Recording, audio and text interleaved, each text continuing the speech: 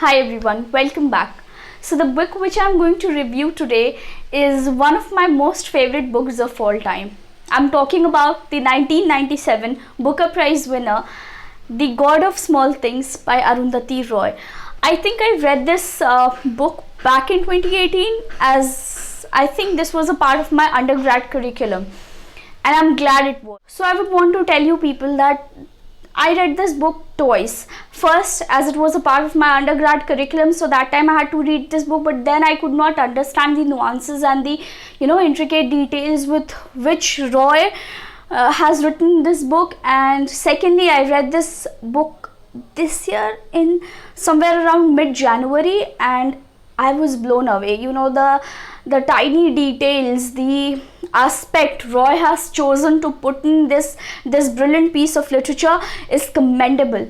And I personally feel that one time read of this book is not going to be sufficient. That will not suffice, and that would be an utter deception, because then we wouldn't be able to catch the message this book is trying to convey to the masses. The book is a debut piece of the author, and it circulated a whole lot of controversies where it got circulated to the masses. And of course, for all the possible reasons. I mean, when you would read this book, you would know why was it such a controversial piece back then. So the book basically puts forth a very simple, gripping, yet a very engaging question before the readers, which is related to love laws. That who should be loved, how, and how much. Also, in case you do not know, few months back I did a collab video on my channel with Sakshi, a fellow booktuber, wherein we talked about our three favorite books for 2021, and this book was included as one of my recommendations. So yes, if you wish, you can check that video. I'll attach the link somewhere in the Youcut button. So the story revolves around an affluent family residing in a small village of Kerala known as Eminem. Now the story, to be precise, is not written in a sequential or chronological format. Rather, it follows the technique of flashbacks as its narrative means. The story keeps shifting between two time frames, that is 1969 and 1993. So this is a multi-generational saga, and to understand the plot a little bit, we need to understand the family chart. So the family consists of Papachi and Mamachi, the first generational people, followed by their two kids, Amu and Chaco. Now Amu has married a person of his choice named as Baba, with whom she has two kids, Estha and Rahel.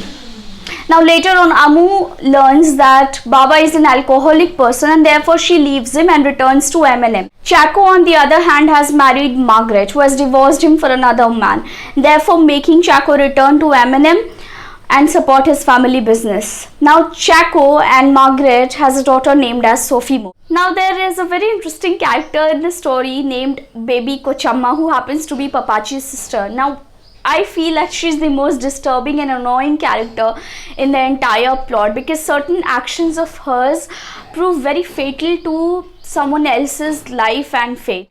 Having said that, it is also evident that how certain actions of Baby Kochamma make the story progress even further and sort of weave the entire story together, and also highlight the fact that how small things can bring a substantial or major shift or turn in someone's life. Now when Arundhati Roy wrote this brilliant piece, a lot of things were actually happening in India, which is why I somewhere feel that this is one such book which is laden with themes.